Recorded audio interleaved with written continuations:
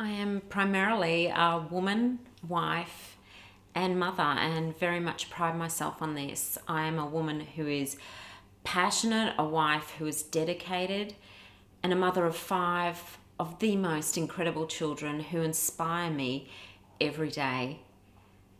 These 3 areas of my life are the solid foundation of who I am and give me strength and encouragement to go beyond my comfort zone.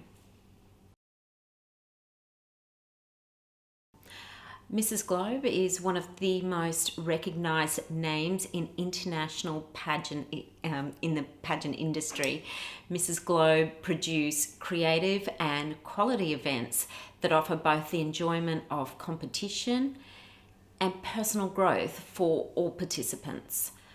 Operations have the highest level of integrity and professionalism, and an understanding that it cannot produce events or reach communities without the support of delegates, sponsors, staff, and directors. Mrs. Globe is committed to furthering the message of win, and through the crown can help others remember the beauty and power of a dream.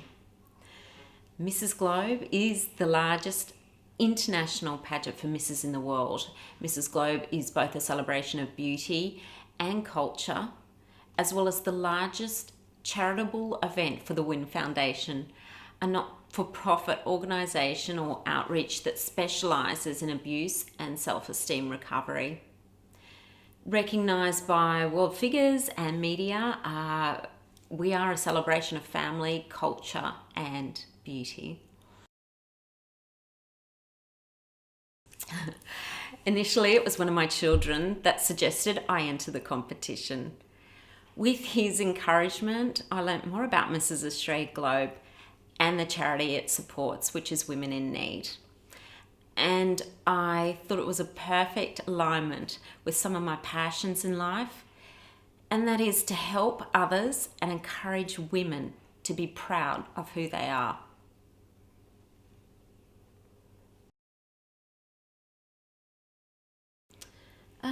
Primarily it was the attraction of the charity, knowing I can give back, and now having all the children at school, I felt it was certainly my time to do this.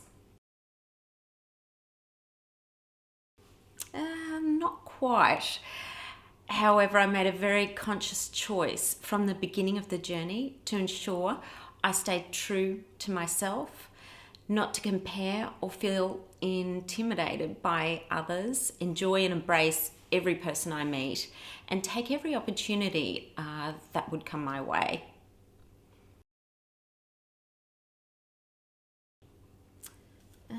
The entire time I've stepped out of my comfort zone, but for me to grow, learn and inspire, I needed to do this and will continue to grow and learn from others. I hope to also inspire and encourage other women to do the same. You know, to learn your full potential is to continually be out of your comfort zone. Throughout the past 18 months, I've had many setbacks and disappointments. However, looking back, it all happened for a reason and certainly brought other opportunities. I don't take someone saying no personally. I accept and move positively forward and try not to lose sight of my goals. Setbacks only make you stronger in the end.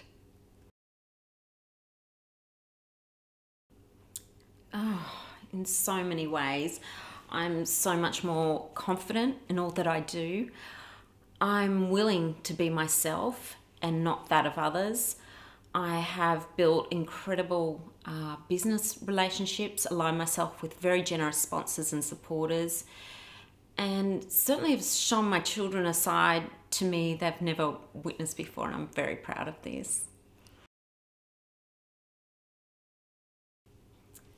It's an absolute honour to be Mrs. Globe, to represent women and the belief that we're all beautiful inside and out.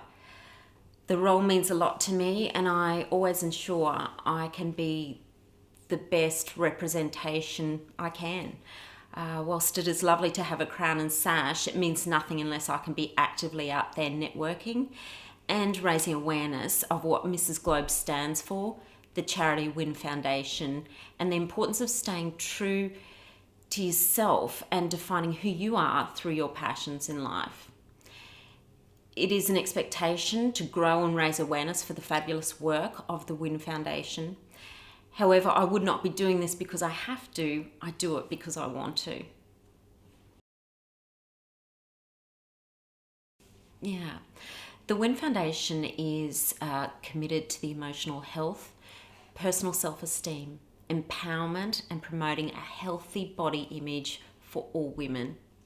The foundation is committed to educating, inspiring, preventing, and empowering.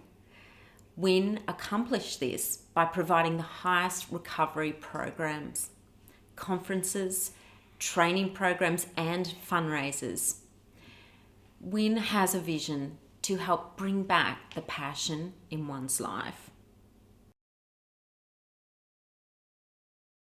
I have a very set routine most days, and that is to train each morning at 6 a.m. So I rise usually about 5:30 before the children awaken. Exercise is crucial in my daily life as it makes me feel fit, strengthens the mind, helps the heart, and it's my time to reflect on the past and plan my day. When I arrive home from training, I prepare the 5 children for school. Breakfast, hair, teeth, sunscreen, making sure they have their lunches and their needs for the day, whether it's their speeches or news. I then take them to school.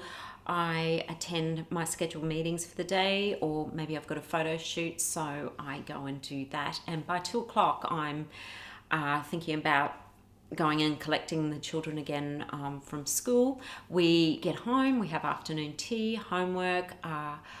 I do try and get around to each child individually and speak to them about their day and ask them the highlight of their day.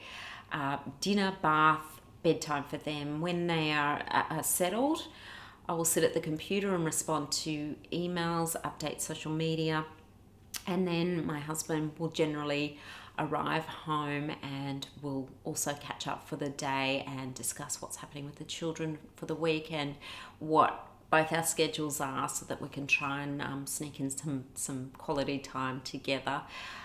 We also schedule time by ourselves. We go away for 2 or 3 nights, generally every 2 months, and it seems to work very well for us because that time away is just him and I, and we're able to reconnect and talk about things that we generally can't talk about whilst the children are running around and we're very busy.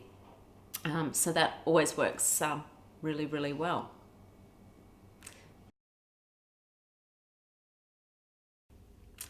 I'm often asked this question, and some days are much easier than others. If it's all going to plan, it works really, really well. If something else is thrown into it, then it becomes a little challenging. Like if one of the children are not well and are required to stay home from school, or someone wants a meeting or photo shoot after school time, I certainly have to rejuggle everything and shift things around. But you just make it work. I'm very organized. I will usually the night before have the children's clothes out and be ready to go for the next day and make it as easy as possible for the children.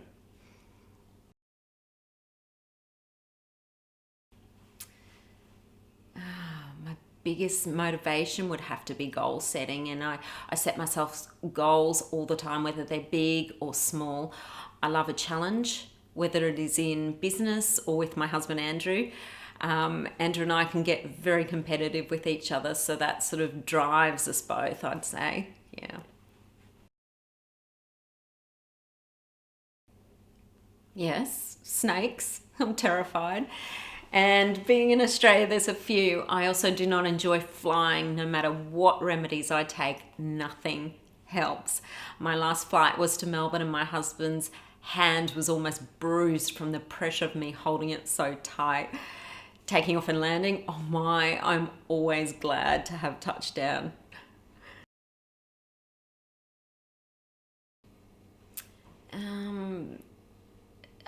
Definitely confidence and generosity. I'm attracted to people who encourage others, have focus, goals in life, and who love to smile.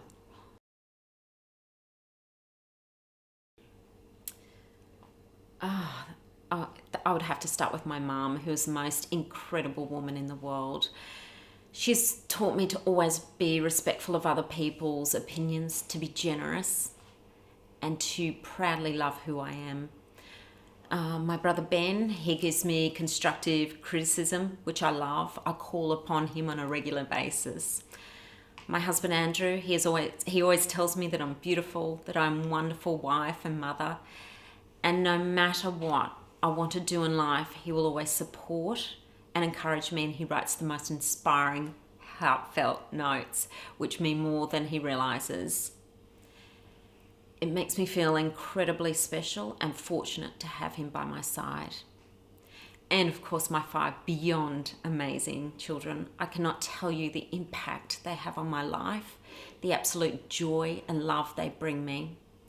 Just talking about them makes me feel emotional. Not one is the same as the other, and they are individually unique.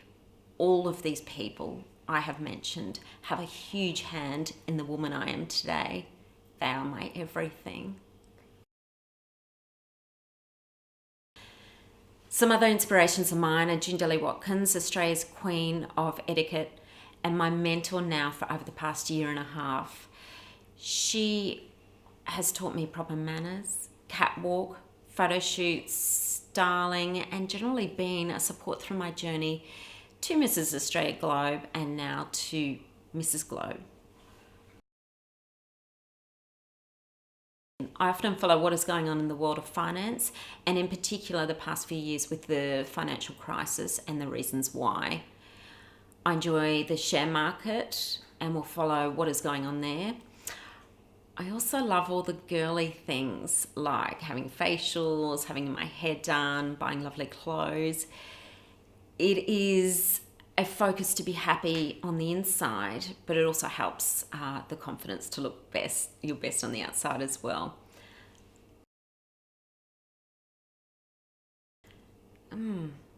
I cannot cook. I try, but I know deep down it's not a gift of mine. My children say to me, "Mum, this is the best dinner ever," but we are really full and we cannot eat any more.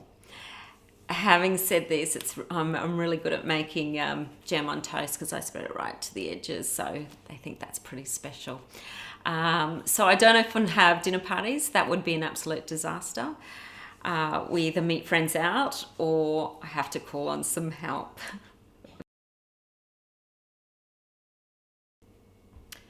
In terms of preparation, it hasn't been something I'm panicking about with the finals only 8 weeks away. I feel I have balanced business alignments, photo shoots, raising awareness, public speaking. Throughout the entire year to this point, I have grown more since being crowned Mrs. Australia Globe, learnt certainly some important lessons, and feel from all of this it has strengthened me even more. I'm ready. Again, like for preparations for Mrs. Australia Globe, I choose not to compare myself to anyone, to be myself, and hopefully the judges will be able to see me for who I am and the shining light inside me. I know that all women competing will have such inspirational or are such inspirational, incredible women, and would have gone to great lengths to help others, which is truly wonderful.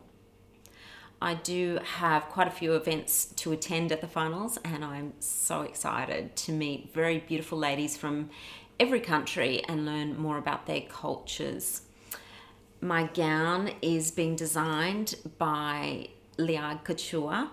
Both Lillian and Diane are incredible designers, and their passion of art and flair for detail is instilled into every signature gown. It is an absolute privilege to be showcasing their talents.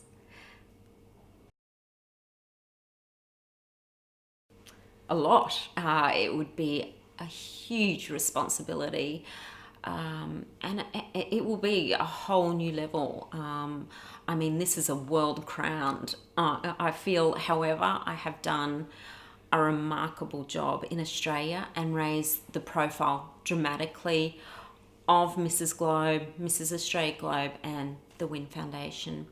And I will continue the business relationships I have and build on this with their international following.